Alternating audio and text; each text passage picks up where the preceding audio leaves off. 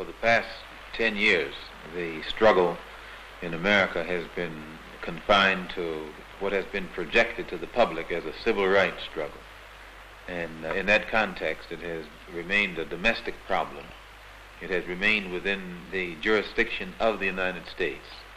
And as such, it has been impossible for the Afro-Americans or American Negroes to try and enlist the support of other dark-skinned people who are being oppressed the world over in that struggle.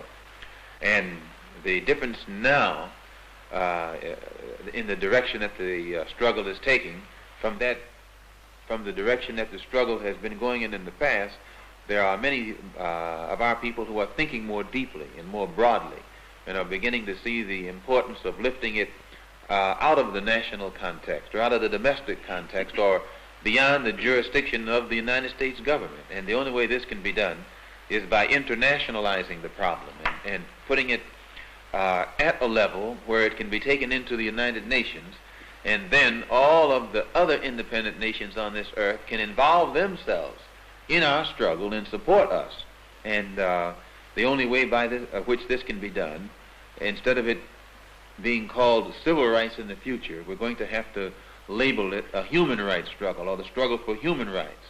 And as such, we can then take it into the United Nations through the avenues that have been set up by the United Nations Commission on Human Rights. We can take our problem before the United Nations in the same manner that the problem of South Africa, Angola, Mozambique, Hungary, the Arab refugee problem, it becomes a world problem. And as a world problem, then the Afro-American or the so-called Negroes equal results, because it's not left up to the one who's responsible for it anymore, but it's put at a level where the whole can see that our plight is wrong. It stood in our path in the past. It also makes a difference in the leadership. Those who have been posing as leaders of our people in America in the past, they can pose on this local stage where Uncle Sam is the master of the show and can prop them up and make them look good or make them look better than they actually are by giving them token gains and building them up an image. But when they step onto the international stage or the world stage, then Uncle Sam can't prop them up anymore. And their ability or lack of ability becomes exposed.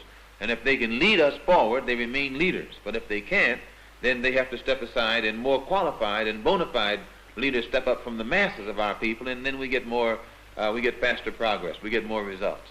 The Afro-American or American Negro intellectual perhaps permitted himself to be used in a way that wasn't really beneficial to the overall Afro-American struggle. But I think today these intellectuals have begun to undertake a new appraisal of the problem, are looking at it as it actually is, and are beginning to see it more in the international context and the relation that it has with the African struggle.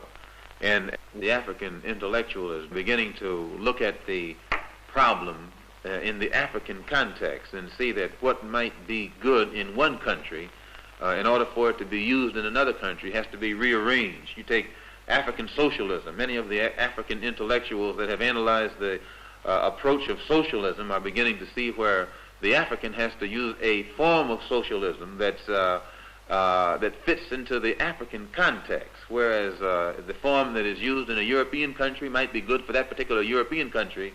It doesn't fit as well into the African context. So I think the African intellectual is making that contribution, and he's making it well.